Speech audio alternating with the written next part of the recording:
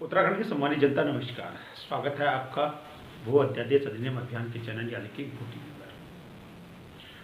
आज संपूर्ण देश में केवल एक ही बात पर लोगों को अट्रैक्ट किया जा रहा है या एक ही खबर चल रही है। वो खबर है ज्योतिर्मठ यानी कि वर्तमान में जोशीमठ की। अब जोशीमठ में ये सारी त्रासदियाँ क्यों हो रही हैं, अगर इसको हम आगे से लेके चलें तो वर्तमान स्थिति आपके बिल्कुल समझ में आ जाएगी। हमारे जो पहाड़ हैं वो पहाड़ एक लिमिटेड भार को सहन करने के लिए बने हुए हैं। खास तौर पर जहाँ से नदियों का उद्गम होता है संपूर्ण विश्व में, वो उनकी जो गाद आती है, उनमें जो मलबा आता है, उनसे धीरे धीरे करके जंगलों का निर्माण होता है, पहाड़ों का निर्माण होता है और उनकी जो नीचे की जो नींव होती है वो बहुत ज़्यादा कमजोर होती है। इसलिए उन पहाड़ों के ऊपर जो हिमालयन बेल्ट है, उन पहाड़ों के ऊपर एक लिमिटेड भार तक ही रहा जा सकता है या वो इतने भार को सह सकते हैं। अब मैं इस तथ्य में नहीं जाऊंगा कि वैज्ञानिकों का दृष्टिकोण क्या रहा, धार्मिक एंगल उसमें क्या है, और हमारा उत्तराखंड वैसे भी पराशक्तियों का वो है, तो यहाँ पे ये शिव की धरती है और शिव न जाने कब किस रूप में कैसे प्रलय लिया है। ये 2013 में आपने देखा ही होगा, 16 जून 2013 में जब केदारनाथ की आपदा आई थी। कई लोग इसको धार्मिक एंगल देंगे, कई लोग इसको अन्य एंगल देंगे, लेकिन हम एक सनातन धर्मी हैं तो हमारा विश्वास है, और विश्वास के साथ साथ हम इसको एक वैज्ञानिक एंगल भी देंगे। वैज्ञानिक एंगल ये कहता है कि जो धरती जिस चीज़ के लिए बनी हुई है, यानी कि जो चीज़ वहाँ प्रचुर मात्रा में है या जिस चीज़ के लिए प्रकृति ने उसका निर्माण किया है, तो उसको उसी रूप में यानी कि सहज रूप में मानव को समझना चाहिए और मानव को उसके अकॉर्डिंग यानी कि उसके अनुसार व्यवहार करना चाहिए। लेकिन दुर्भाग्यवश आज मानव इतना आतताई हो चुका है कि उसको पता ही नहीं है कि प्रकृति के साथ हमें कैसा व्यवहार करना चाहिए। हम इतने ज़्यादा अंधे हो चुके हैं, हमें ऐसा लगता है कि जैसे हम यहाँ पे अजर और अमर हैं। ऐसा कतई नहीं है, न था, न होगा, न रहेगा। इसलिए उत्तराखंड की जनता से हमारा निवेदन है कि अभी ज्योतिर्मठ यानी कि जोशीमठ ही नहीं, कर्णप्रयाग, रुद्रप्रयाग, उत्तरकाशी, टिहरी, नैनीताल, मसूरी और पिथौरागढ़ में जितने भी हम लोग इन पहाड़ी टापू में बसे हुए हैं, ये सब चीज़ें एक खतरे की जद में है। मैं आपको डराने के उद्देश्य से नहीं कह रहा हूँ। मेरा उद्देश्य सिर्फ और सिर्फ ये है कि हम यहाँ पर लगातार इसलिए कह रहे हैं कि यहाँ पर बाहरी लोगों का ज़्यादा बसावट नहीं होनी चाहिए। आपने देखा होगा कि दिल्ली, बॉम्बे, कलकत्ता, मेरठ, चंडीगढ़, गाजियाबाद, नोएडा यानी कि पूर्वी उत्तर प्रदेश से लेकर आपको लास्ट बिहार के लोग भी यहाँ पर बहुतायत में दिखाई देंगे। वो क्यों दिखाई देंगे? क्योंकि उत्तराखंड को खुला छोड़ दिया है बिकने के लिए और बसने के लिए। अब यहाँ पे कोई भी वैज्ञानिक एंगल नहीं है कि यहाँ कोई ऐसे रिसर्च नहीं है कि यहाँ पे कितने लोग बसने चाहिए, अब किस आधार पर बसने चाहिए। अब आदमी यहाँ बसेगा तो उसको घोड़ा भी चाहिए, गाड़ी भी चाहिए, सब चीज़ चाहिए, तो उतनी तादाद यहाँ पे पड़ेगी। इसीलिए हमने कहा है कि हमारा जल, हमारा जंगल, हमारी ज़मीन, हमारी रोटी और हमारी बेटी और हमारी संस्कृति, और संस्कृति के साथ साथ जो हमारा सबसे बड़ा पॉइंट है, हमारे नारे पे हमारा जो एक स्लोगन है उसमें लिखा है पारिस्थितिकी। अब जब ये सारे लोग यहाँ पे बसेंगे तो किसी को नुकसान नहीं होगा। उत्तराखंड के यहाँ के जो निवासी हैं, मूल निवासियों को उसको सबसे ज़्यादा नुकसान झेलना पड़ेगा, क्योंकि जो बाहरी लोग आए हैं अगर यहाँ थोड़ा सा खतरा देखेंगे तो यहाँ से अपना डंडा टोकरा उठा के अपने मूल प्रदेश में चले जाएंगे, अपने मूल जिले में चले जाएंगे, अपने मूल ब्लॉक में चले जाएंगे और अपने मूल गांव में चले जाएंगे। उनके पास ऑप्शन है, लेकिन हमारे यहाँ पहाड़ों में निवास करने वालों के पास कोई ऑप्शन नहीं है। जब भी सरकारों को, शासन प्रशासन को इसके बारे में, हम जैसे जो समाज सेवी हैं, जो चिंतातुर रहते हैं अपने राज्य के बारे में, अगर हम इनको कुछ कहते हैं तो ये अपनी शक्ति के सामने हमें तिनका समझ के उड़ा देते हैं।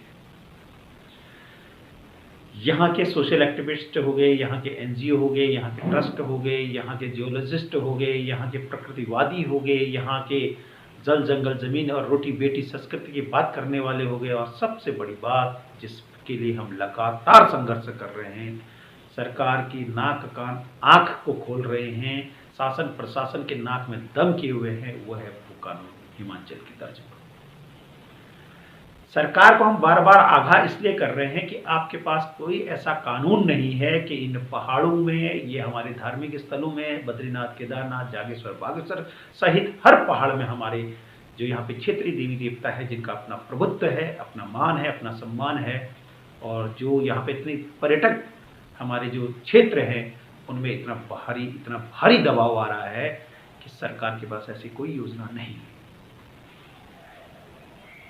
अगर यहाँ पे हिमाचल की तर्ज पर भू कानून लगता तो यहाँ पे जोशीमठ जैसी घटना नहीं होती, और यहाँ पर अगर भू कानून लगता तो आज हाईकोर्ट को नहीं कहना पड़ता हल्द्वानी जैसे मामले में, या सुप्रीम कोर्ट में वो मामला अभी स्टे नहीं होता, 7 फरवरी में उसमें सुनवाई है। कुल मिला के कहने का मतलब यह है कि अब भी हम लगातार गला फाड़ फाड़ के चिल्ला रहे हैं, 84 दिनों का अनशन करते हुए कर रहे हैं, और हमारी मात्र शक्तियां हमेशा आगे रही हैं। हम बार बार सरकार की नाक में तिल्ली डाल के कह रहे हैं कि घोर नींद से उठो और देखो कि उत्तराखंड में क्या हो रहा है।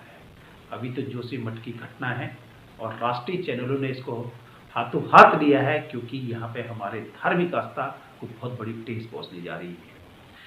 इसलिए इन पहाड़ों में कितना व्यक्ति रहना चाहिए और कितना यहाँ पे उसके गुणात्मक विकास होना चाहिए, इसका एक मेजरमेंट, इसका एक असेसमेंट, इसकी एक कमेटी के माध्यम से, बुद्धिजीवियों के माध्यम से, जनता से पूछकर इन सब का असेसमेंट होना चाहिए, तब कहीं जाकर पहाड़ों में इसकी परमिशन मिलनी चाहिए। जहाँ रही बॉर्डर सिक्योरिटी की बात, तो डिफेंस कॉरिडोर के माध्यम से राष्ट्रवाद, राष्ट्रभक्ति हमारे उत्तराखंड के लोगों में कूट कूट के भरी हुई है, और वो रोडें बननी चाहिए। यहाँ बीआरओ है, वो बननी चाहिए, उनके पास अपने टेक्नीशियंस हैं, वो धीरे धीरे करके मैन टू मैन, वो कहीं ब्लास्टिंग नहीं करते हैं। ये कोई जद्दोजहद नहीं है कि हमें रातों रात बनाना है इसको। उनके अंदर वो धीरे धीरे अपने मैन पावर से, धीरे धीरे संबल से, गहते से, फावड़े से उसको धीरे धीरे उसको चौड़ा करते रहते हैं, या जो जंगलों को या पहाड़ों को जो मशीनें नुकसान नहीं करती हैं उसके आधार पर वो काम करते रहते हैं। लेकिन यहाँ क्या हो रहा है, डायनामाइट परमाणु बम का छोटा रूप है। परमाणु बम लाखों करोड़ों लोगों को मार सकती है, लेकिन डायनामाइट इन जंगलों में रहने वाले जीव जंतु, जंगल जमीन, इनको मारने के बाद आज मानवीय जीवन के साथ खेल कर रही है। इसलिए हम बार बार उत्तराखंड की संपूर्ण जनता, 1,35,00,000 की जनता को ये कहते आए हैं कि मौके के अनुसार हम जोशीमठ के साथ अपनी स्टोरी को रिजम्बल नहीं कर रहे हैं, जोड़ नहीं रहे हैं। हम पहले से ही कहते आ रहे हैं। यहाँ पर आपने देखा होगा 1967-68 से लेकर 1978 में मिश्रा जी की जो रिपोर्ट आई थी कि यहाँ पर कोई भी निर्माण नहीं होना चाहिए, ठीक उसी प्रकार से हम भी कह रहे हैं कि यहाँ पर बाहरी आतताई, आयातित और बाहरी भूमाफियाओं का यहाँ पर जमावड़ा नहीं होना चाहिए। हमारे जल जंगल जमीन, रोटी बेटी संस्कृति को अगर सुरक्षित रखना है तो यहाँ पे हिमाचल की तर्ज पर कानून लगाना है। दोस्तों, मुझे मालूम है कि ये मेरा भूटी भी है। आप लोगों को अगर हम कितना भी झकझोर दें, हम जब सरकार इत्यादि उनको झकझोर को थक चुके हैं, आप लोगों को कितना भी झकझोर दें, ना आप हमारे चैनल को सब्सक्राइब करेंगे, ना इसको लाइक करेंगे, ना इसको शेयर करेंगे।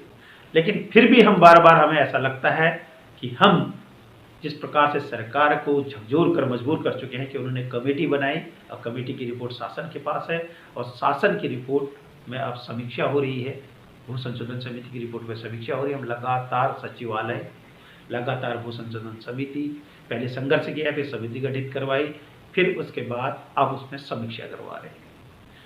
हमारा ये मानना है कि जैसे ही यहाँ पे हिमाचल की तर्ज पर कानून लग जाएगा तो आपको आदि अनंत काल तक यहाँ पर कोई जोशीमठ की घटना पुनरावृत्त होते हुए नहीं दिखाई देगी।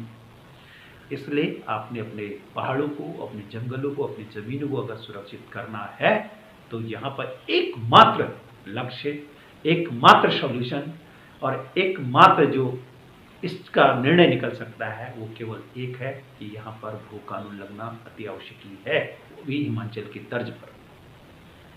नहीं तो आज जोशीमठ की घटना हुई है, कल कर्णप्रयाग जाएगा, रुद्रप्रयाग जाएगा, फिर आते आते आपका देवप्रयाग होते हुए टिहरी, उत्तरकाशी और फिर पिथौरागढ़, अल्मोड़ा, नैनीताल, जितने भी हाइट में बसे हुए हैं, मसूरी, इन सब पर आप ऐसे ही